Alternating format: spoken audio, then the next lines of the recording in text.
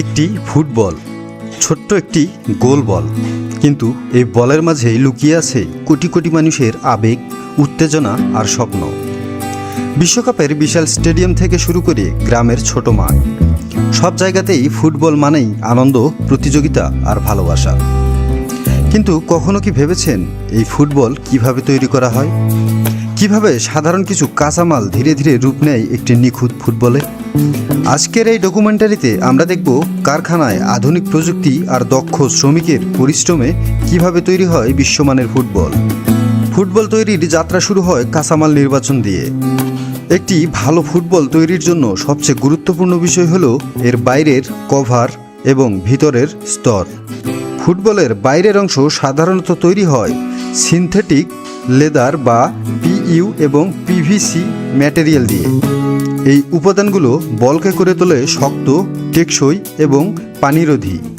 প্রথমে বিশাল রোল আকারে থাকা সিনথেটিক শীটগুলো কারখানায় আনা হয়। তারপর অত্যন্ত নির্ভুল মেশিনের সাহায্যে এগুলো নির্দিষ্ট আকৃতিতে কাটা হয়।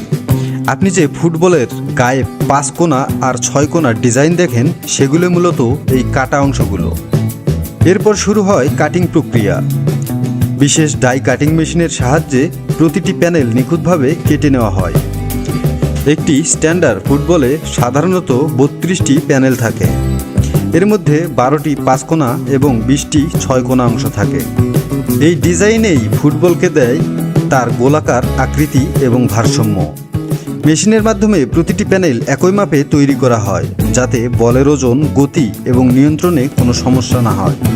প্যানেল কাটার পর শুরু হয় ডিজিটাল প্রিন্টিং। ফুটবলের গায়ে থাকা বিভিন্ন রং, লোগো এবং ব্র্যান্ডিং এই ধাপে যুক্ত করা হয়। আধুনিক হিট প্রেস এবং স্ক্রিন প্রিন্টিং প্রযুক্তির মাধ্যমে প্রতিটি বলে নিখুঁতভাবে ডিজাইন বসানো হয়। এই ধাপে শুধু সৌন্দর্য নয়, বলের পরিচিতি এবং ব্র্যান্ড ভ্যালুও তৈরি হয়। ফুটবল তৈরির সবচেয়ে গুরুত্বপূর্ণ এবং সময় সাপেক্ষ ধাপ হলো এর সেলাই। বিশ্বের অনেক বড় ফুটবল কারখানায় আজও হাতে সেলাই করা হয় ফুটবল, কারণ হাতে সেলাই করা বল বেশি টেকসই এবং শক্তিশালী হয়। দক্ষ শ্রমিকরা একে একে প্রতিটি প্যানেলকে জোড়া লাগান। মজবুত সুতো ব্যবহার করে ভিতরের দিকে সূক্ষ্মভাবে সেলাই করা হয়, যাতে বাইরে কোনো সেলাই দেখা না যায়।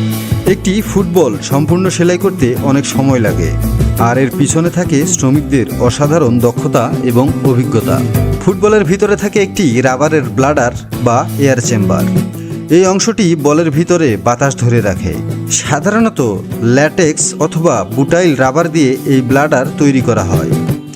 ব্লাডারটি বলের ভিতরে প্রবেশ করানোর পরে ধীরে ধীরে পুরো কাঠামো সম্পূর্ণ করা হয়। তারপর বলটিকে গোল আকৃতি দেওয়ার জন্য বিশেষভাবে ফুলানো হয়। এরপর ফুটবলকে নির্দিষ্ট আকৃতি দিতে ব্যবহার করা হয় হিটিং এবং মোল্ডিং প্রযুক্তি। গরম তাপ এবং চাপের মাধ্যমে বলের প্রতিটি অংশ শক্তভাবে বসিয়ে দেওয়া হয়। এতে বল আরও মজবুত এবং নিখুঁত গোলাকার হয়ে ওঠে। এই ধাপটি অত্যন্ত গুরুত্বপূর্ণ, কারণ ফুটবলের ব্যালেন্স এবং ফ্লাইট অনেকটাই নির্ভর করে এর সঠিক আকৃতির উপর। একটি ফুটবল তৈরি হলেই তা বাজারে পাঠানো হয় না। প্রথমে প্রতিটি বলকে কঠোর মান নিয়ন্ত্রণে পরীক্ষার মধ্য দিয়ে যেতে হয়। বল ঠিকমতো বাতাস ধরে রাখতে পারছে কিনা, এর ওজন সঠিক আছে কিনা, বাউন্স ঠিক আছে কিনা, এমনকি জোরে আঘাতের পরেও বলের আকৃতি ঠিক থাকে কিনা, সবকিছু পরীক্ষা করা হয় অত্যন্ত সতর্কতার সাথে। কিছু বলকে বিশেষ মেশিনে হাজার হাজার বার আঘাত করেও পরীক্ষা করা হয়, যাতে দীর্ঘদিন ব্যবহার করলেও বলের গুণগত মান ঠিক থাকে।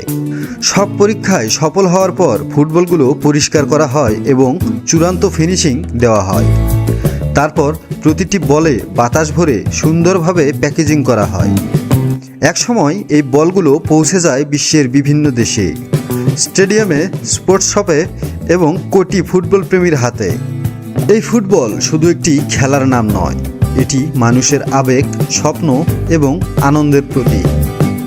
কারখানার শত শত শ্রমিকের পরিশ্রম, আধুনিক প্রযুক্তি এবং নিখুঁত পরিকল্পনার মাধ্যমে তৈরি হয় এই ছোট্ট গোল বলটি, যে বল একদিন হয়তো কোনো শিশুর স্বপ্ন পূরণ করবে কিংবা কোনো আন্তর্জাতিক ম্যাচের ইতিহাস গড়ে তুলবে। ফুটবলের পিছনের এই অজানা গল্প সত্যিই অবাক করার মতো। ভিডিওটি ভালো লাগলে অবশ্যই লাইক দিন, শেয়ার করুন এবং এমন আরও দারুণ ডকুমেন্টারি দেখতে চ্যানেলটি সাবস্ক্রাইব করুন। আজকের মতো এখানেই শেষ। ধন্যবাদ সবাইকে।